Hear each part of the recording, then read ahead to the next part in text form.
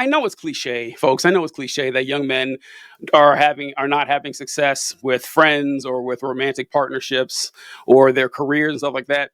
Confidence goes a long way. Confidence, all it does. I know it's a glib thing to say or whatever, but the thing with confidence is you can't just have it. You have to earn it. Like very few people can fake confidence. Even fewer can do it consistently. So you have to find a way to earn it. And if you don't, you're going to be floundering and sitting around Googling, like, I don't know, Andrew Tate shit. Yeah, I'd probably add that, like, you need to give things time, right? Like, I had mentioned earlier that, like, being independent should be starting around adolescence, right? Like, the parent's job whenever the kids are starting to enter, like, teen years, whether they're girls or boys, is you start giving them more independence, because that's how you try to ensure that by the time they hit 18, 19, they're able to make their own decisions, make judgment calls, have critical thinking, right? And for a lot of people, unfortunately, like, that's not happening. So they're trying to figure this out starting at 18, 19 instead of 8 years back when it should have. And what I try to talk to people a lot, it kind of just sounds like, Unc's over here, fucking Uncle Ho is trying to tell people how to be, right? Yeah. And what it always comes off of is I hope it doesn't come off this way, but it's like, you just gotta wait. You just gotta wait and give it time, like, and you have to give yourself the opportunity of experience, because I tell people every day, like, dude, being 30 is awesome. I love being 30. Like, I love hitting that 3-0, because everything is so much easier than I thought. I can think about things so much clearer than I thought I used to. I waited till I was like 30. I think I got married this year, right? Me and my wife had waited and waited. We wanted to make sure we were good to go. I'm able to do stuff like think clear enough to not be like, well, I got paid, I'm gonna go blow this paycheck on a new fucking AR-15. I'm gonna go blow this paycheck on a new setup or something. And it's like, no, let's put that into the high yield savings. Like, this really boring stuff that really helps you in life, it comes easier with time, right? And every time I talk to young boys or young people in general, it's just trying to tell them that they're not supposed to be a fully fledged adult at 18, right? Like, give it until you're 25, 26, like, your body will literally develop more in the brain and things will be easier. Just trying not to make your life harder in that in-between time. That's the key thing. So, like, that, and this is another thing that I say the same thing, that it's hard to tell people this, because you remember what it was like being 18 or 19 and how confusing life was and how you weren't sure what the future was going to look like, and you don't feel accomplished, because you haven't really accomplished a whole lot, not. Yep. And telling folks, listen, just wait and work on yourself and it'll be better years from now, is true, but it doesn't help them in the moment, because just telling folks, listen, it's going to be rough. You're going to have to suffer. You're going to have to work. You're going to have to try your best. And it's oddly exactly what this is what makes like red pill content so dangerous. So is appealing. It's appealing, and is that I say dangerous because about 35% of what they say is great advice. Like, it's great. Like, you listen to it and they will tell you, so you're having trouble talking to women or whatever, or you're having trouble getting a date or anything.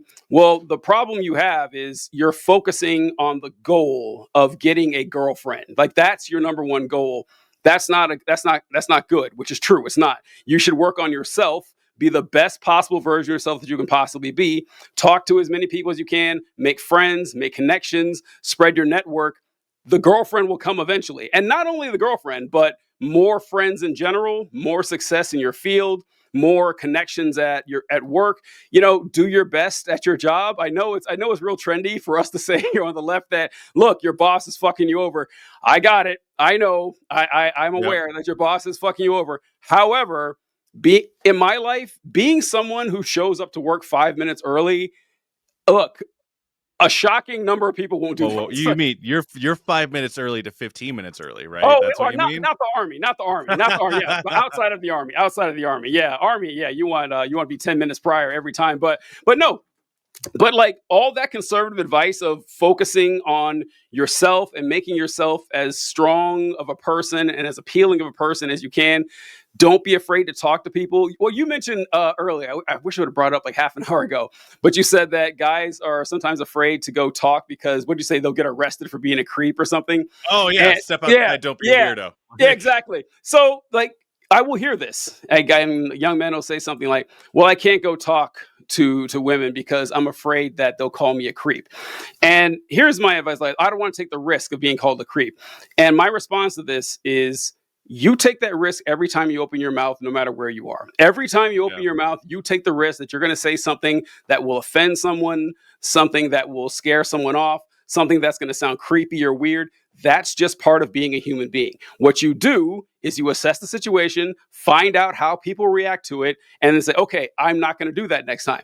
It doesn't take much. It doesn't take much. Humans are very good at adapting to stimuli and seeing how other people react. You will get a lot better at it. I tell you what, you're not going to get any better at it by not doing it. They're just like anything else. You got to find. And so this is all shit that right wingers would say, and like that self-help shit that they try to process does have a lot of effectiveness, but they just go off into weird angles. You know what I'm saying? Yeah, no, it doesn't. Just because they're op four doesn't mean they don't have good advice sometimes. That's op four. Very good. Yeah, the thing I usually say is, for example, right, like generally, like you said, 35% of what the red pillars are saying is actually pretty good advice. Right? Yeah. Recently I saw a pretty good post from someone who was talking about how, like, yeah, dude, like your boss doesn't have to care about your personal life. Like, HR doesn't actually look out for you, right? Like, and this person was giving very good advice for just keeping a job, right? And then you can go into the comment section, you can see people saying like, oh, well, that's not fair. It shouldn't be this way. It's like, it doesn't matter how it should be, right? You can make it closer to how it should be with time, but ultimately, like, I think I say this in one of those videos, but like, pay is pay, dude. Like, you need a paycheck. You need to go get work, right? You have to go to work. You have to go be a doer, gotta be a go-getter. And ultimately, like, doing the thing that you're uncomfortable with will always be better for you, right? As long as you're not harming people in that process. Yes. Like, even I see this in the kids I take care of, right? Where socializing is not as hard as we think it is because people like to be social, right? I am enjoying this call right now, talking to a peer person, right? This is fun for me. I like it, right? Most people think that same way. When I'm working with kids in crisis, right? When I had Molly Mormon and like did not trust me, did not want to like open up to me, very used to being regarded as like the problem kid who everyone hates, right? And like all I knew is that she had popped hot for THC. The first words out of my mouth when the door closed to the med center, I'm doing an assessment and I have my security guy watching from a camera because like we do get people who get violent, right? My first thing I say is like, I just want you to know, I love drugs too. Okay. I fucking love drugs. I'm like, not even in the like, I was once you and you need to get off the path. I'm just telling you that if I could smoke weed right now, I would. And she was like, really? I'm like, yes. You know, like it's this kind of like way that you can bond with people. Same thing with like one of these poor dudes who fixated on bodybuilding, thought he had to be like my or your size at his age at 16. He looked like a pretty beefy dude, right? Like, and I was explaining like I have 14 years on you. I've had 14 more years of being able to go to the gym, 14 more years of nutrition. You do not need to be at this point, right? Like, you can do other stuff. And then like it turned into more of like, you know, like banter talk, guy talk. Because the guy was like, well, how do I want to get beefy, I want to like really stack on muscle. And I was like, start doing barbell squats. And he was like, I don't want to do that. I was like, you don't want to train legs? You don't want to train legs, you fucking idiot. Like, but it works. People love talking to each other. Like, people really do want to be accepted. And like the difficult part is, I think if you were to remove, like you said, social media from the equation, and if people were getting their information on the status of what their outside was like from their own experience, it'd be way different. Yes. Yeah. Forgot to go through the comments I saw here. Oh, hello. Ray says, I wonder if there are studies on how relationships and marriage dynamics, sexual activity have changed because of the internet. I know that they are saying young single boys, but what about the young game and social media addicted people in marriages and look so different now more than social people? Oh. Yeah. It's not just young people. It's not. I didn't mean to give me this one, TJ. All right, cool. Go for it. Yeah. Okay, so we talked about dopamine seeking behavior. We talked about avoidance, which like both those things turn to escapism. My wife's ex-husband, the father of her 2 children, who are my fucking kids now. Okay? Oh, like, shit. Damn. An alpha moment if I've ever seen one. All right. Look, man, like when he can do what I do for those kids, he can also say he's dad. Okay. Like, love it. We fucking like this guy needs some time to cook, right? He's a little bit older than us. will not get off the game. Will not get off the game to do stuff. Like even Yeah. when like the kids are looking at it and seeing like, yeah, like dad won't get off, or dad will get mad, dad will throw controllers, like we can't interrupt dad during this time, right? Even other things like and it's not that like you can't be a gamer and do stuff, right? Like my wife Right. knows Right. that, like, like tonight after I do this, I'm gonna take a shower, hang out with my wife, and we're gonna go do date night, right? We have this Mhm. ritual of like we go get some ramen, we go to the bookstore, we talk to a couple people we know at the bookstore and the ramen shop, right? And like that's kind of what we do every week. But like, and then after that, when we come home, after we've, spent some time together, she knows I'm going to get on here. I'm going to play with my idiot friends. Right. And there's no problem there. Yeah. There's Yeah. no issues there.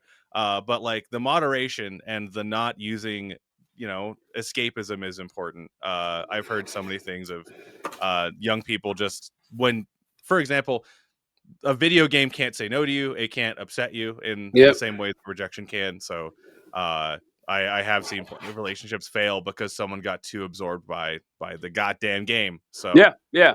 This yeah. this is like like Monty said that other bastard that he's talking about. Like guys, like these folks exist. Like this is not something that is limited to young people, and you can actually see as far as like the sexual activity. I haven't seen the polls on that, but I do know childbirth is declining as years go on and everything, and a lot of that has to do with the fact that people, it's too expensive to have children for a lot of folks. I got that too. Also, we were talking, John and I were talking about a few weeks ago on the show, and someone brought up a great point, is that there's also a lot more shit to do now.